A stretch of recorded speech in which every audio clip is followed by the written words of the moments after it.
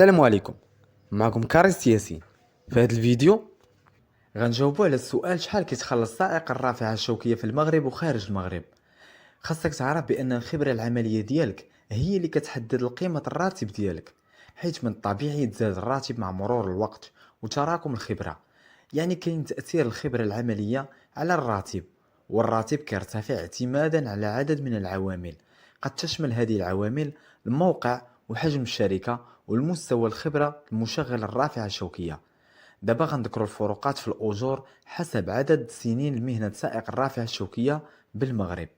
الاشخاص اللي كتقل الخبره ديالهم عن سنتين كيتخلصوا في المجمل حوالي 2970 درهم، والكارست اللي كيتراوح الخبره ديالو ما بين سنتين حتى لخمس سنوات كيتخلص 4210 دراهم، والسائق اللي الخبره ديالو ما بين 5 سنوات حتى ل10 سنوات كيتخلص حوالي 5540 درهم، والسائق اللي الخبرة ديالو من 10 سنوات حتى ل 15 سنة كيتخلص 6810 دراهم، والسائق اللي الخبرة ديالو من 15 سنة حتى ل 20 سنة كيكسب 7240 درهم، واخيرا السائق اللي كتزيد الخبرة ديالو على 20 سنة كيكسب 7930 درهم.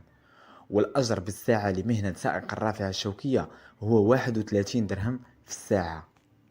بالنسبة لشحال كيكسب سائق الرافعة الشوكية في ألمانيا اللي مهتمين بها كالآتي: الأشخاص اللي كتقل الخبرة ديالهم عن سنتين كيتخلصوا في المجمل حوالي 570 يورو، والكارست اللي كتراوح الخبرة ديالو ما بين سنتين حتى لخمس سنوات كيتخلص 760 يورو، والسائق اللي الخبرة ديالو ما بين 5 سنوات حتى ل10 سنوات كيتخلص حوالي 1120 يورو، والسائق اللي الخبرة ديالو من 10 سنوات حتى ل 15 سنة كيتخلص 1360 يورو، والسائق اللي الخبرة ديالو من 15 سنة حتى ل 20 سنة كيكسب حوالي 1480 يورو، واخيرا السائق اللي كتزيد الخبرة ديالو على 20 سنة كيكسب 1600 يورو.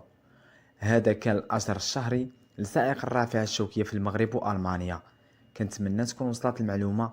ما تنساش دعم الفيديو باللايك وتشارك في القناة إلا مازال ما اشتركتيش، ونتلاقاو في فيديو آخر إن شاء الله.